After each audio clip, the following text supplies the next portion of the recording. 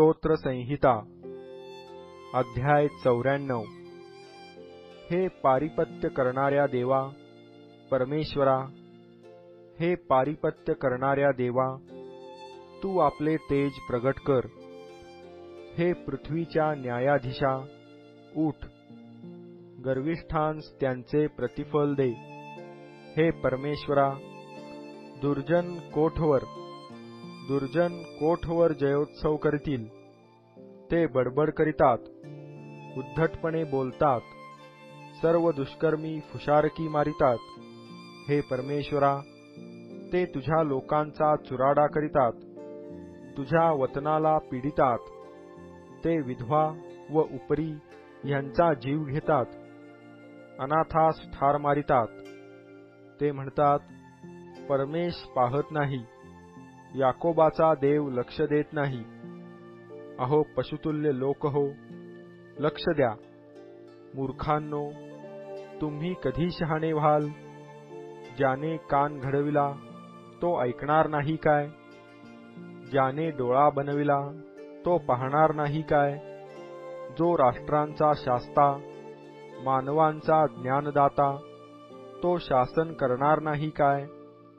मानवाचे विचार वायफळ आहेत, हे परमेश्वर जाणतो।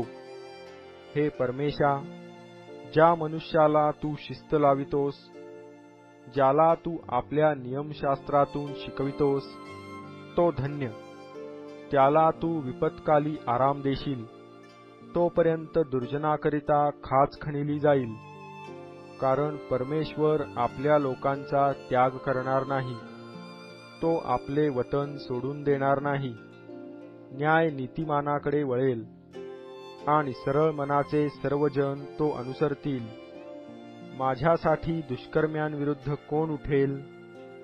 अनीती करणाऱ्यांविरुद्ध माझ्यासाठी कोण उभा राहील? परमेश्वर मला सहाय्य झाला नसता, तर माझ्या जीवाची वस्ती निशब्द स्थानी केव्हाच झाली असती।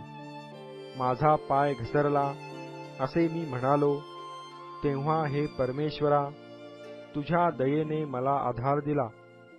माझे मन अनेक चिंतांनी व्यग्र होते, तेव्हा तुझ्यापासून लाभणारे सांत्वन माझ्या जीवाचे समाधान करीते।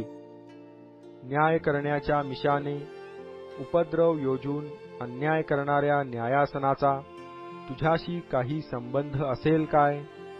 ते नीतिमानाच्या जीवावर घाला घालितात आणि निर्दोषास देहांत शिक्षा देतात। पण परमेश्वर मला उंच गडासारखा आहे, माझा देव मला आश्रयाचा दुर्ग आहे। तो त्यांची अनीती त्यांच्यावरच उलटवील, त्यांच्या दुष्टपणामुळे तो त्यास नाहीसे करील। आमचा देव परमेश्वर त्यास नाहीसे करील।